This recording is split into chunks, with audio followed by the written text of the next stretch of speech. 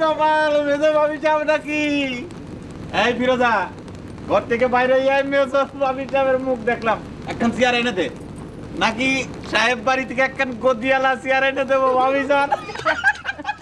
কুলা চাল দই আল্লাহ, কালে কালে কত কিছু দেখবো। সংসারে ছেলের কাজ আর মেয়ের কাজ আলাদা করে দিন সাহেব। এলে বউরে দোকানে নিয়ে বহাস। মা ও তো হিসাব করতে পারো না। আমারে কইলি পারতি, আমি চাল দিয়া দিতাম।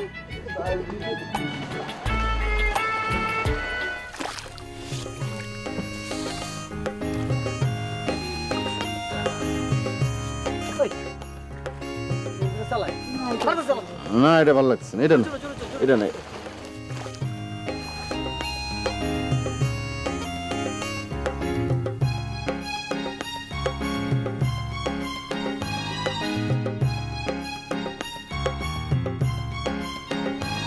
এটা সুন্দর আছে দেখো।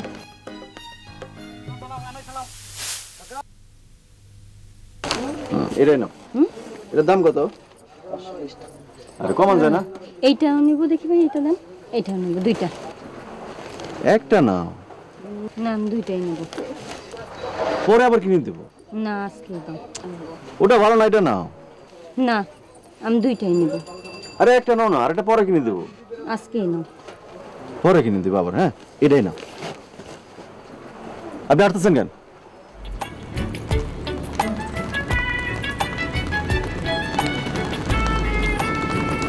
নতুন শাড়ি পরে ঢং দেখাইতে আসছো?